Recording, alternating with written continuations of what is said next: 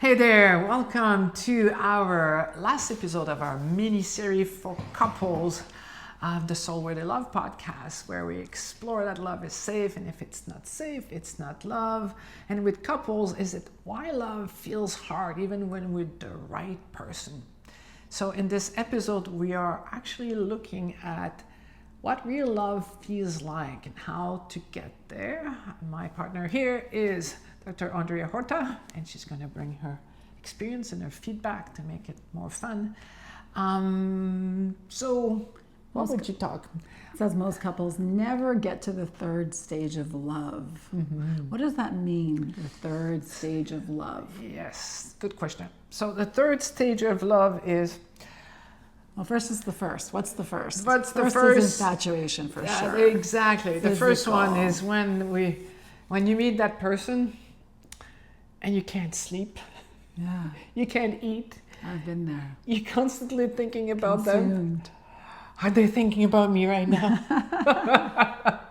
Constantly checking your phone. Oh, they've been like an hour before they answer my text. What's wrong? They're gonna leave me. 1 hour. So now you're all consuming. It's amazing. It's such an important part of the whole relationship game. I think it's nature's way of getting us to want to do something and learn about love, but that's not real. No. This is like immature love. And not sustainable. It is not sustainable. Usually I find it's about 3 months, sometimes 6 months, and apparently 2 years. After 2 years, you mostly like really know the person, so you've gone to the other side often. Okay. So on the other side, now you're in resentment. And something really fascinating, think about that. Let's say you meet someone and you're a woman or a man, and you find this person and you really think that they're amazing, inspiring because they're a business person.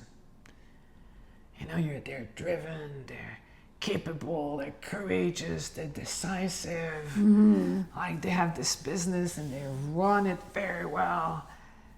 That's the thing that you fall most in infatuation with. I can guarantee you that the thing you're going to resent the most about them is exactly that. Oh my God.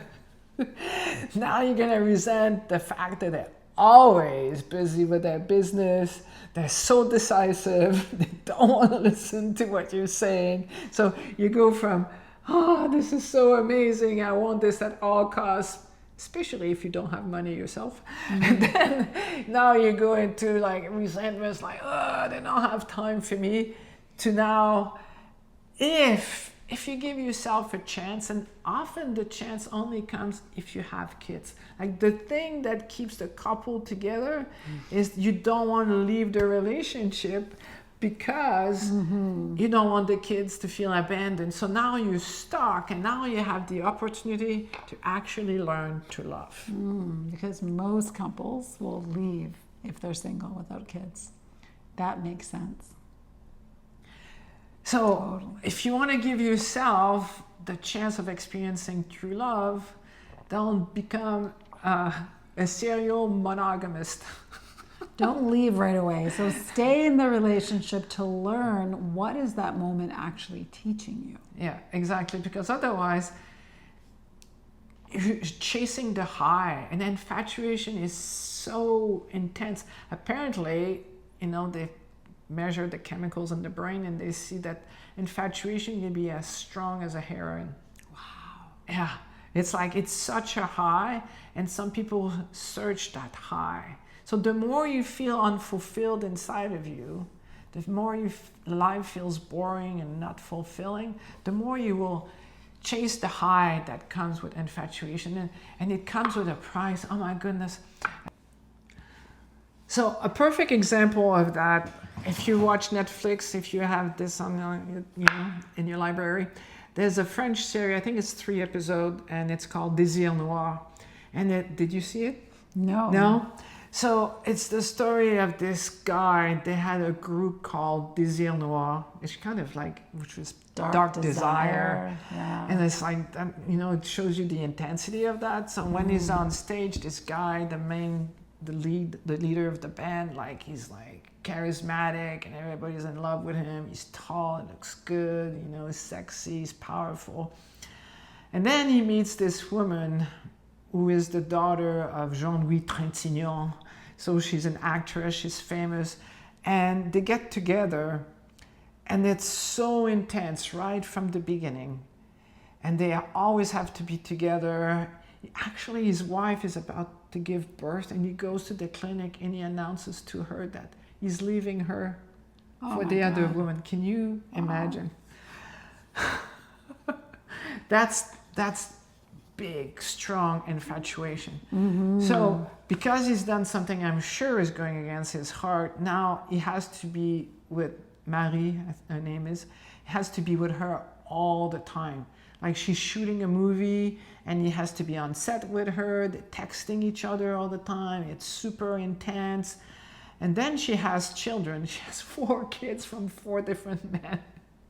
So you can see like there's lots of lessons about love in there. So anyway, she's still friends with, the fathers. So she's texting, and so he gets upset because he dumped his wife about giving birth to be with her. Marie. So now he's mad that she's not doing the same thing with her.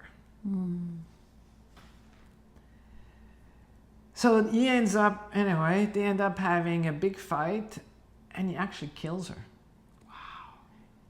Apparently she was so mangled that she had a broken nose. He hit her 20 times, like she had 20 blows on her head. Yeah. And they call that a crime of passion, which is ridiculous. This is like their love was so passionate and so intense. Yeah. And that is not love. Sounds like a masculine thing to say. No offense to all the men out there, but it's like part of that whole, it's okay to do that because it's passion. But meanwhile, it's just, and at the same time, the woman who stays with it's that, still violence. it's like the woman, why did she stay with that? And his ex-wife, when he goes to court, actually protects him, even though he had done similar things to her. So she never left. So a lot of people confuse this intense patterns that maybe they've seen their parents. So now they associate love with this intense emotions. Loyalty. Yeah. And that's not love. And she ended up, and I made a prediction. I was telling my husband, I predict you that after this guy comes out of jail, he goes back to his ex-wife. And he does. Like, this guy cannot be alone. So he's trying constantly. So when you fall in infatuation, you fall with this power and all this time. This is what they were infatuated with that guy. Then it leads to resentment. Like, she ended up, the first wife, she ended up killing herself because she couldn't handle the intensity of all the things that were happening with him. So infatuation with this, just know that whatever you're infatuated with, there's going to be another side to it. And if you stick to it, you can learn how to love. So in this situation, for these women, what they should have done is like, if I love him, I realize his intensity is not good for me. Love is wanting the best for him while respecting my needs. So I'm going to respect my needs. I'm going to want the best for him, but I'm going to take myself out of this situation because it's not good for me. So when you're in the second phase, don't just change relationship without doing the work. Like, ask yourself, is this person actually a good person for me? Check the happy relationship checklist.com. If you have the 5 points in there, then it's worth committing. If it's not there, then out of love, you need to leave that person, because otherwise you're never going to be able to get to the stage of being at peace, and because you constantly have to compensate for the lack of love that's in there. And this is coming back to what the topic was really about today. It was like, can you come to the center? Can you come into the safety? And you can if you start asking those deeper questions. Start asking yourself, do I actually feel loved? Do I actually feel respected? And if the answer is no, then Yeah, that's why love is safe. If it's not safe, it's not love. Yeah. Like there's a difference between passion, which is all about hormones and intensity, and it's a high, versus love. When you have actual true love for your partner, when you sit there, you just feel this nice big warmth.